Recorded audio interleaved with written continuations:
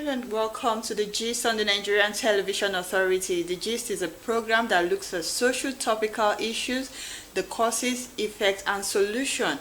My name is Folashade Famakinwa. I welcome you to the show. Today we'll be looking at a topical issue that is bordering on the youth and so many people in this country, which is unemployment. And we'll be looking at the evolution. We'll be evaluating the Nigerian government job creation initiative, and I won't be doing this alone. I have a specialist in this field. He is the coordinator of National Directorate for Employment, Ondo State. He is no one but Mr. Israel Adekiton. It's good to have you here, sir. Good afternoon, my dear sister. Good afternoon, viewers at home. Okay, so let's look at unemployment in Nigeria. We can never overemphasize it because it's really affecting people, and if people are unemployed, of course they will not be able to provide for their immediate family, and also they will not be relevant to the society they live in. So what can we say is this persistent cause of unemployment in our society? Well, first, thank you, the coordinator or the presenter. One thing that we must first of all come with and agree with is that unemployment is a global phenomenon. It's not peculiar to Nigeria. It's everywhere in Nigeria, in the developed world, in the developing world, and even undeveloped world. So it has always been there, wherever. But in Nigeria, I want to let you know that the successive government have been doing the little that they could do.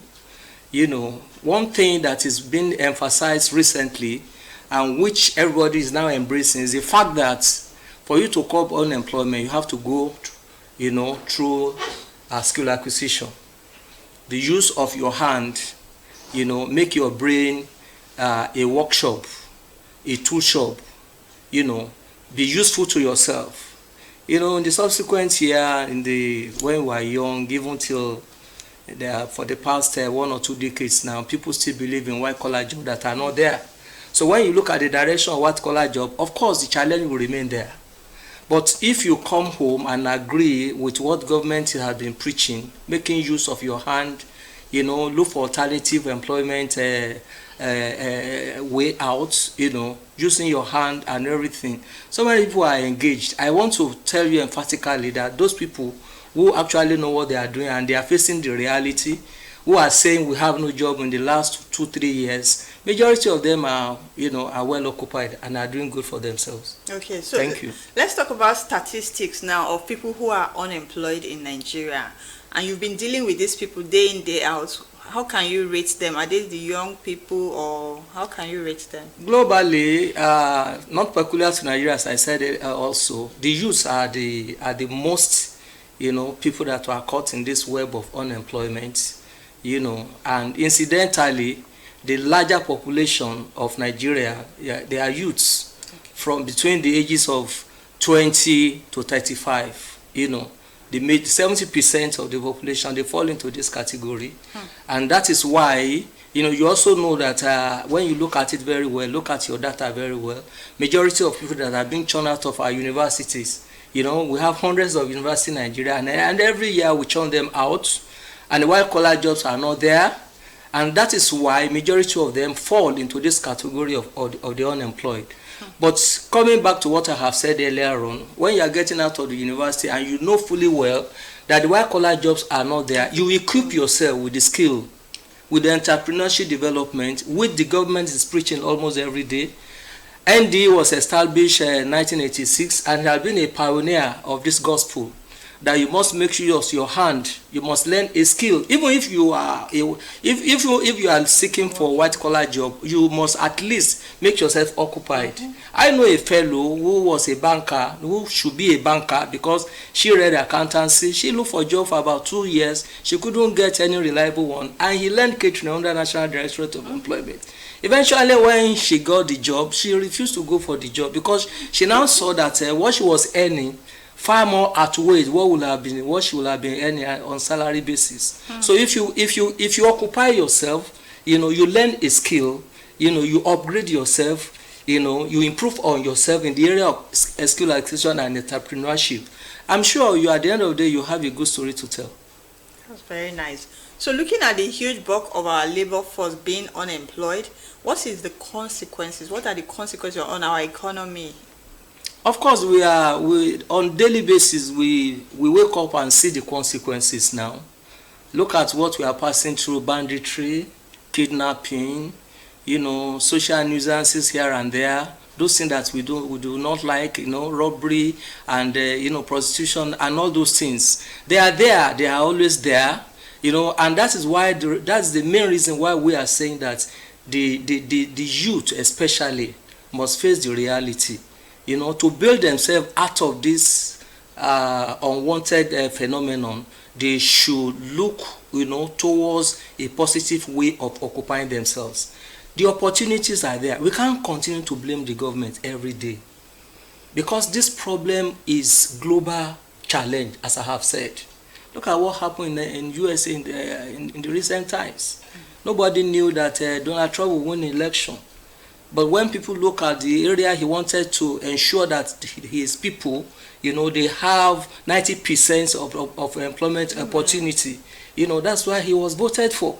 The blacks are saying no, but his people there, they are saying yes. If you want to send these people, I'll send them away, so that the little job that is available, let it be for the citizens. So the challenge is everywhere.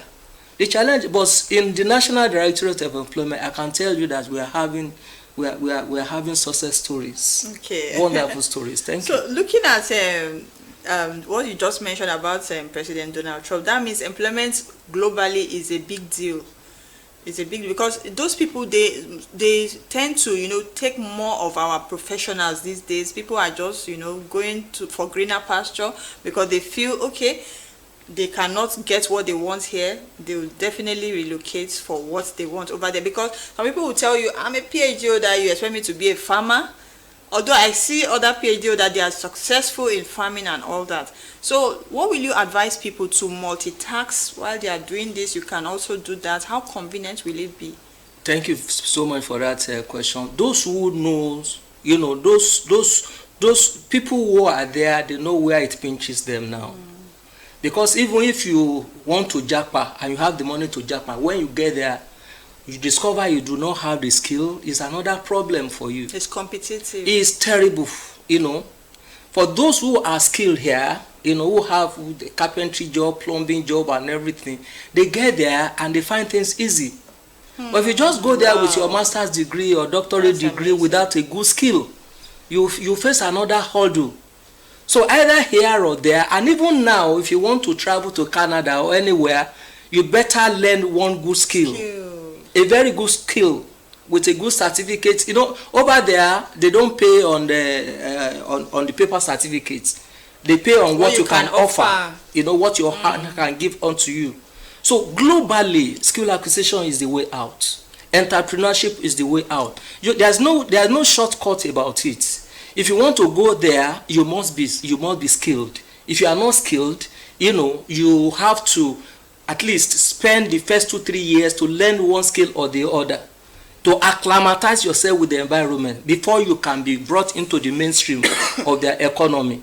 So it's the same thing. If you say you cannot have a PhD here and be a farmer, then there are some other things that can suit your how do I call it now? Maybe your category or your qualification or your class.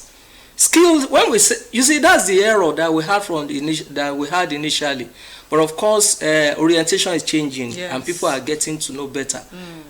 Graduates are getting out of university now to go and learn a skill. Honestly. So one of our trainer in that Okitipupa told us his story. He was a graduate of geography, and he looked for a job for how many years, just was not there before he learned POP under the National Directorate of Employment. And that was in 1999. Today, he is now our trainer, training about 10 or 20 people for us under this current Renew Hope Employment Initiative. He said he can never do a salary job anymore. Even if he comes by anyone, he cannot, because he knows how much he earns. Between that period, 1999 or thereabout, he has a house of his own, he has a car of his own, and he's stabilized. You cannot compare the money you earn from skill job, from what you do yourself, to salary. How much will salary earn you? And that's why we are even advocating that even if you are employed, by the government or by your organization, by a private concern, you must have something to fall back on. You must have something to fall back on. You must learn a skill. You must have, you must be entrepreneurship inclined. At the end of the day, I told you the other time that one of my own regrets was that the people that we started with when NDE started, today they can buy us over. Wow. Of course, if you know what you are doing, the sky is just a starting point for you. Okay, now the narrative is changing, like you said. While growing up, it was all about education. Yes. My child must be a doctor. Of course. My child must be a lawyer and all that. Even after my NYC, I went to start learning fashion design, and my parents were like, see the child that we spend all our money to send to school. And they ensured that I got that white collar job to leave that tailoring. But things are changing. Our own children now, how do you think we should bring them up with a new kind of mentality so that they will be relevant wherever they find themselves? Even the curriculum, every educational curriculum, the government is looking critically at the educational curriculum. So, government has insisted now from year 3, year 4 in the school, you must learn a particular skill. So before you graduate, as you are having paper qualification as a BSc, or as an MA, you must also, by your left hand side, you also have a paper qualification, and you have your brain, hot over one particular skill or the other. There's a revolution of skill empowerment, and it is ongoing. So even people that are well learned now, they knew very well to their marrow that their people must learn a skill. If you don't, you are on your own. Because as I said earlier on, the challenge is not peculiar to Nigeria. Yeah. It is everywhere. It is everywhere.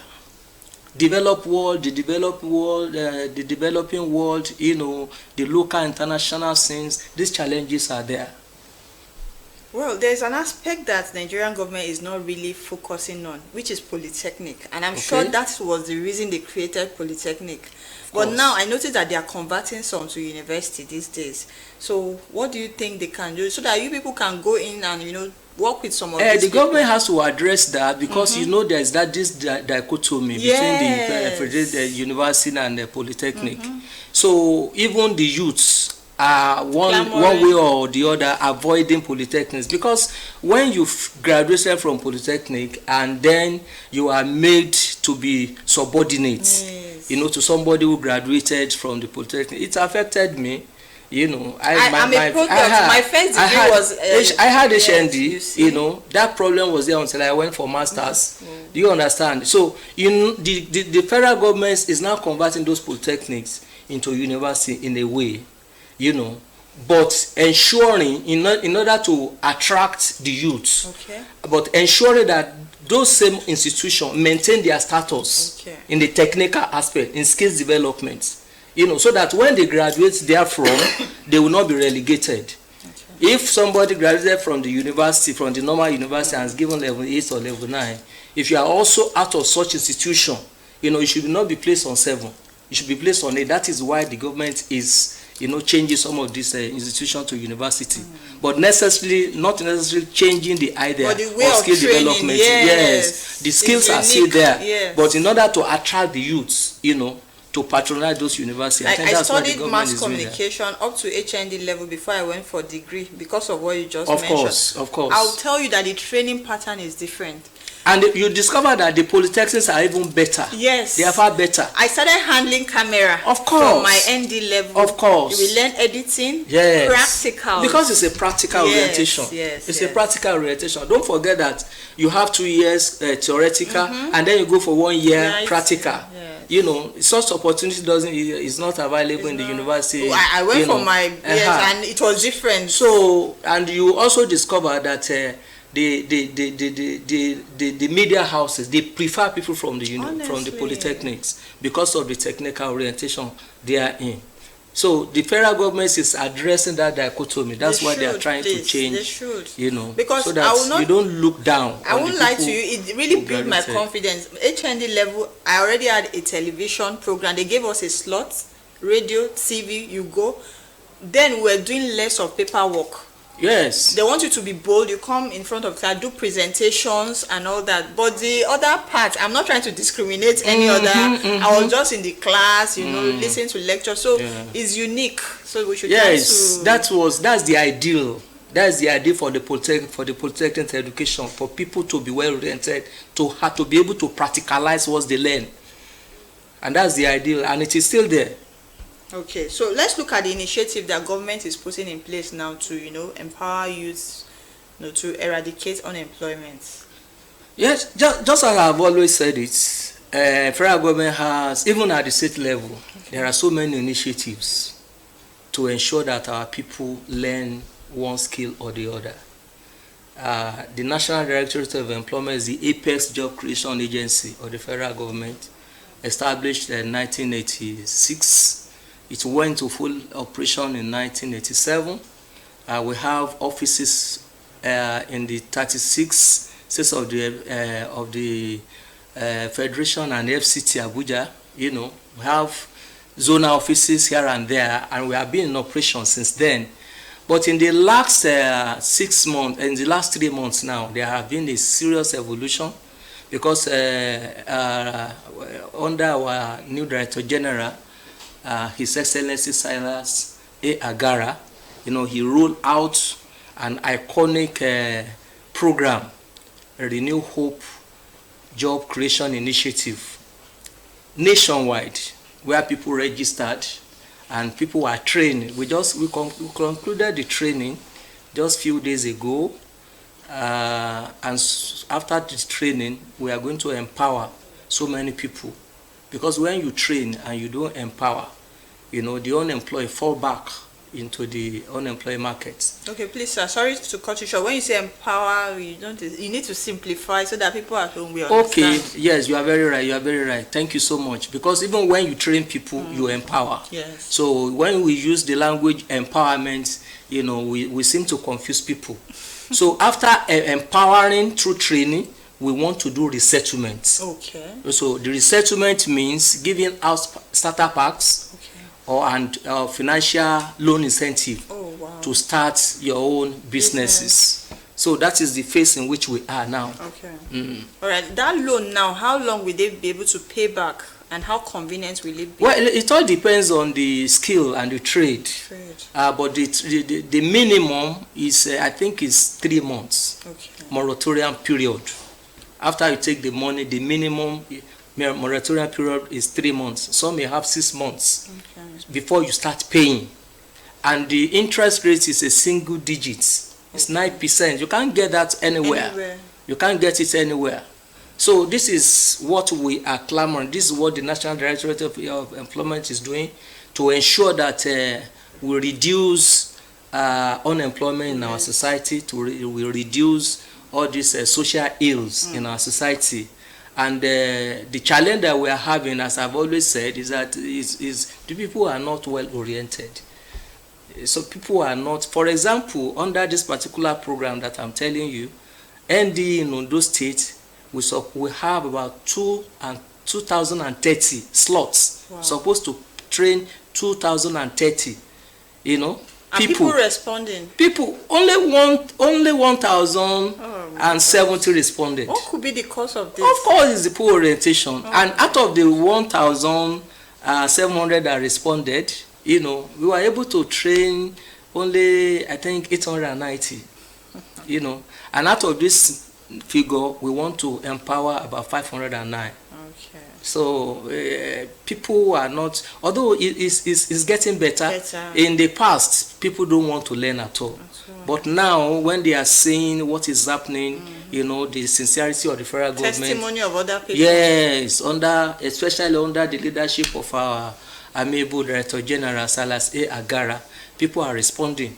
They are responding positively, and very soon, by the grace of God, things shall come to normality in Nigeria. To be a beneficiary for all this, is there any criteria that someone should meet, any standard? Sincerely, there is no any hard and fast rule or criteria that you have to meet, because whether you are educated, even if you are not so much educated, is there, and is not taking money from you. Registration is free. Wow. And there are so many incentives. Can you imagine? We even give money. We will give tokens for transports. That's you amazing. know, for transports. And after you must have finished training. If you are serious, you are empowered with equipment. You know, tomorrow now, some people will be going home with equipment worth about 700,000. Okay, we can go on and on. It's a very interesting topic. Yes, thank you so much. Please, just briefly, your take-home word before we round up the program. By the grace of God, tomorrow we shall be empowering 509 people in Ondo State, and that's the first phase of the empowerment. No, we shall be empowering about 120 people on the first phase of the empowerment. So we're calling people to come along, you know, and these people that are taking this empowerment, we actually want them, you know, to do as the government wants them to do. Those equipments are for them. They are not for sale. They are to use it and, you know, promote themselves and promote NDE. Wow, this is amazing. So they come and get equipment home and also... Of course, because they have gone through the training, we can certify that they have gone through the training and they are competent enough to now start their own businesses. Do you do follow-up to check on them if they are really using it or they are selling this equipment? Yes, we do mentorship. Okay. We follow them up. We try all we could. But the summary of it is that we have to, you know, appeal to Nigerians. You know, these things in Nigeria, people can be very, very funny. No matter how you monitor them, they still may, some of them can still, you know, play games, you know, that is not so good, you know, for the, number one, some of them will not want to pay back, and we are appealing to them. Because this loan is revolving. Yes. When you pay back, then you will be able to cater for other people. For example, we are starting another stretch of training in April. You know, and those people too, when they graduate, we want to empower them. So when they refuse to pay back the loan, how do we get the money, you know, to cater for the people that are coming on board? Well, so are you covering the whole local government or just particularly in Akure town? I said earlier on this program that the recruitment was done online. Oh, wow. And when we are doing the shortlisting, we ensure that each and every electoral ward is covered. Minimum of 10. So that nobody will just go and corner, you know, the slots of certain people. Minimum of 10 from each electoral. When people heard of electoral ward, they just thought that this thing is political. No. That was why I ensured yes, the Director General in his wisdom, you know, just believe that when you go through the electoral ward, you get to the grassroots. So that this program can get to those who actually needed them. And we are getting results. That's great. We can never overemphasize that. That's why I asked that question, so that people will know what is entitled to them and they come to claim it. Mr. Israel Adekiton from the National Directorate for Employment, Ondo State, we really appreciate you, and we must say you are doing a great job to empower people. And that is what we do on the gist, to look for, you know, solution to particular problem in the society. Well done, sir, and thanks for being on the show. Thank you for inviting me. All right. Okay, so it's the gist. I urge you to join me same time, same station next week, as we'll be looking at another topical issue, and I'll bring in a guest so that we'll buttress and look for a solution to this problem.